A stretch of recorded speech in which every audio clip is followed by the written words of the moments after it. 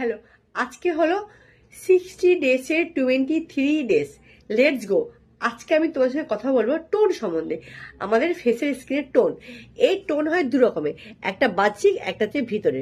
এই বাহ্যিক টোনটা বিভিন্ন রকমের রিজনে তোমার চেঞ্জ হয়। যেমন ধরো সূর্যের মধ্যে অনেকক্ষণ পর্যন্ত তুমি ঘোরাফেরা করছো কোনো রকম কেয়ার না নিয়ে, মানে কোনো রকম প্রোটেকশন না নিয়ে। আর যদি রীতিমতো তুমি যদি আর একটা কারণে হয়, তুমি যদি রীতিমতো কোনো রকম যদি কেয়ার না নাও স্কিনের প্রতি, তাহলে তোমার বাইরের এই স্কিনের টোনটা চেঞ্জ হয়।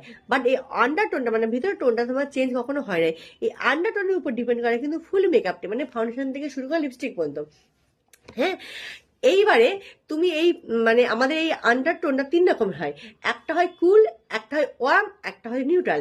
নিউট্রাল আন্ডারটোন যাদের থাকে তাদের না কোনো রকম তোমার মানে ফারাক পড়ে না।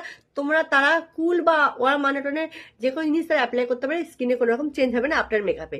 কিন্তু যদি কুলের আন্ডারটোনের মানুষ যদি ওয়ার্ম আন্ডারটোনে যদি ইউজ করে ফেলে, আবার ওয়ার্ম আন্ডারটোনের মানুষ যদি কুল আন্ডারটোনে যদি পুরো যদি ইউজ করে ফেলে, তাহলেই কিন্তু তোমার স্কিনে হয় না আফটার মেকআপে যেমন ক্র্যাকিনেস চলে আসে, প্যাচি আসবে, স্কিনে গ্রে কালার বা ইউরো কালার, এটাই হয় এই জন্য। ঠিক আছে, তাই দেখো একটা 1500-2000 টাকা তুমি ফাউন্ডেশন কিনতে যাচ্ছ, তুমি সবসময় জানকারি নেবে তোমার ফাউন্ডেশনটা, তোমার স্কিন টোনটা কিরকম, আর এই ফাউন্ডেশনের মধ্যে কি লেখা আছে, CWN এই বলে মেনশন করা থাকে প্রত্যেকটা ফাউন্ডেশনের মধ্যে। ঠিক আছে, তাই আজকে এই পর্যন্ত হলে, আগামীকাল আমি বলবো তুমি কি করে তুমি জানবে তোমার আন্ডারটোনটা কিরকম।